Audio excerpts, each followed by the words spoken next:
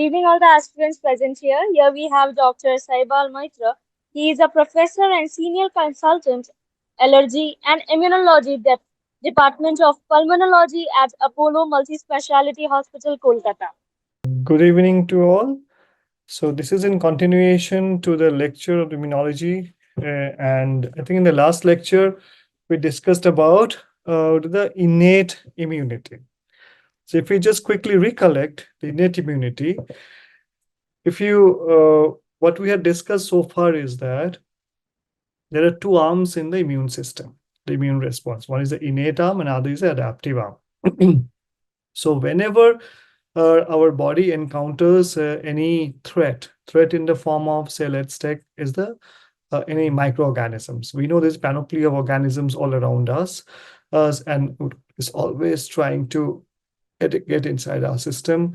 So this immune system is always it is protecting us. There's in every second. Okay. So how it does? So one arm is that which is already there, and so means irrespective of whatever the type of the microorganisms it encounters, it delivers a certain set of the fixed pattern of the immune responses. So that is the innate arm. Innate arm, we have some structural part or the cellular component of the innate part, and we have the humoral component of the innate immune system, or the cellular component or the structural component. Structural component, first we say it is the mucous membrane, it is the skin, it is the epithelial barrier. Okay, these are all the structural part of the innate immune system. Nowadays, we also say that the microbiota, which is it is also a component of the innate immune system, because it is always interacting with our other components, that is the epithelium and other cells of the innate immune system, and it helps in modulating the immune response to a pathogenic microorganisms. So in the cellular component, we have, first of all, the sentinel cells, which is always guarding our body, and it is just beneath the epithelial layer. So the sentinel cells, mainly we talk about the three main types of the sentinel cells. One is the tissue resident macrophages, then the mast cells, and obviously the dendritic cells. And what these cells does, these cells all carry some innate immune receptors. These innate immune receptors are also called the pattern recognition receptors. Why? Because they identify certain set patterns in the microorganisms, and which are present only in the microorganisms, and they are not present, these molecular patterns are not present in us, and these molecular patterns are very important for the survival of the microorganisms. And what are these patterns? These pattern molecules, it could be in the bacteria. When you talk about it in a bacteria, it could be the peptidoglycans, it could be the teichoic acids, it could be the flagellins, and if we talk about the viruses, it is the nucleic acids, that is a single-stranded RNA, double-stranded RNA, and a double-stranded DNA. These are all the specific molecules which give the identity to a microorganisms. And this is molecular patterns. They're recognized by these innate immune receptors or the pattern recognition receptors. And so these are called the pathogen-associated molecular patterns, or PAMPs. Many a times we have the cells which is dying cells. They also exhibit certain molecules in the surfaces which are recognized by the innate immune cells, and they kill them. So they're also called that is the danger associated molecular patterns, or DAMs. So we have these PAMs and DAMs, whatever it is, recognized by the pattern recognition receptors. And we discussed that we have multiple sets of the pattern recognition receptors. The most common which we discussed, the archetypal PRRs, are the toll-like receptors. So toll-like receptors, it could be that is the surface toll-like receptors, or we can have the endosomal toll-like receptors, and like TLR1, TLR2, 3, 4, 5, and all these TLRs. And these TLRs, basically, they recognize the molecular patterns, particular molecular patterns. And when this TLR means attaches itself to the ligand is basically there.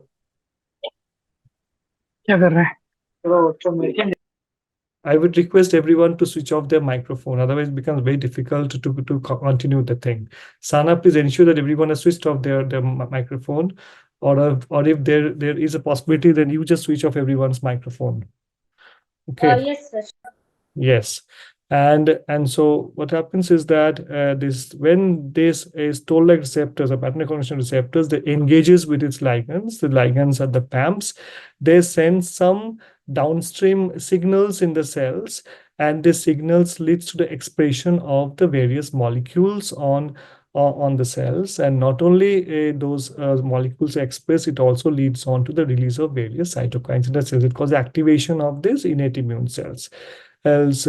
So along this takes care of the microorganisms, and two main mechanisms of the innate immune mechanisms we have talked about. One is the inflammation, and another is the antiviral state. Okay, so and there are very various humoral components of the innate immune system as well. That is the most common proteins or the soluble components of the complement system. We have seen that there are three. There's one is a common pathway of the complement system, and the main component complement system is the complement protein 3, and these complement proteins are synthesized in the liver. And this complement 3, it gets cleaved into the 3A and the 3B, and this 3B, it then causes the cleavage of this complement protein 5 into 5A and 5B. Then the 5B, it then attaches to C6, 7, 8, and 9, and causes a causes a multimeric molecule which can go and insert into the cell membrane, because it is put amphiphobic, and then it causes the formation of pores in the cell membrane of the microorganisms, also known as membrane attack complexes, cause lysis of the cells. But apart from this, a common pathway, there are three separate pathways which leads on to the C3 activation of the cleavage. It could be because of the antigen antibody reaction, and which is known as the classical pathway, where IgM is basically important in activation of the classical pathway. Or we can talk about the innate pathway.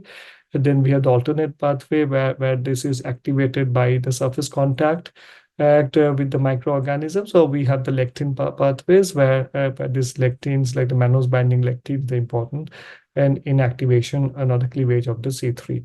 So apart from that, we have other humoral components, like we have the pentraxins. One of the common pentraxins we talk about is the C-reactive proteins. We have the lectins. We have the natural antibodies of the IgM, which do not require the previous sensitization, but they can directly go and bind and destroy any microorganisms. And we have also discussed about the various other cellular components, that is the natural killer cells, and also all the components which are derived from the myeloid component of the hematopoietic stem cells, namely the neutrophils, the eosinophils, the basophils. They all form a part of the innate immune cellular components.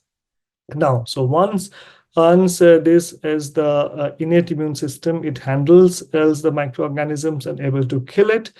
It does its job with the due to inflammation. Another is the antiviral state, and it does its job. But if it's not able to do it, then what happens, that information is carried to the secondary lymphoid organs or the regional lymph nodes. And this is done by the antigen presenting cells. And one of the main antigen presenting cells that we talk about are the dendritic cells. So what this dendritic cell does, dendritic cell basically, dendritic cells, they're the antigen presenting cells. So here, if you can see that this is the pathogen, and this is then a pattern recognition receptor, maybe a TLR. Okay, and this is also a TLR. Okay, now it recognizes this pathogen. And because what happens is that what this is antigen presenting cell does, it just engulfs the pathogen, and it then destroys it, by the various lysosomal enzymes, and cleaves it into smaller peptides. And these peptides are then presented with an MHC class 1 or an MHC class 2 protein on its surface. This is one thing it does. So the second thing, what it does is this is the binding of the pathogen with the TLR, the PAMP with the TLR. It causes the activation of the co-stimulatory molecules, which belongs mainly to the B7 family. at the CD80 or CD86, and it gets expressed on on the surface. Where did the cursor go? Yes, it gets expressed on the surface. So this one. Well, along with that, it does another thing is it gets activated and releases certain cytokines. And this cytokines, interleukin 1, 6, 12, 4, any kind of cytokines. Now, what type of cytokines this antigen presenting cell will release, it actually decides is the differentiation of the naive T cell into that particular phenotype of the T helper cells. Now, what this antigen presenting cell does, it then goes from the area where there's inflammation to the draining regional lymph node. And it activates as the quiescent to the naive T cell over there. So now comes the role of the activation of the adaptive immune system. So here then this is the naive T cell. It gives a signal 1 where the T cell receptor it binds with the MHC class 2 or the class 1 and the peptide number 1. Signal 2, which is given by the CD28, which is a co-stimulatory molecule binding to a CD8086, and obviously signal 3, where the cytokine, it binds to the cytokine receptors. So when all these three signals, signal 1, 2, and 3 goes to a particular naive T cell, this T cell gets activated, and it leads on to the clonal selection of the particular T cell, and a clonal expansion and differentiation. So what happens is that, so now we discuss about come to the adaptive part of the immune system. So let us in short go through, recapitulate or try to revise quickly about what are components of the adaptive immune system.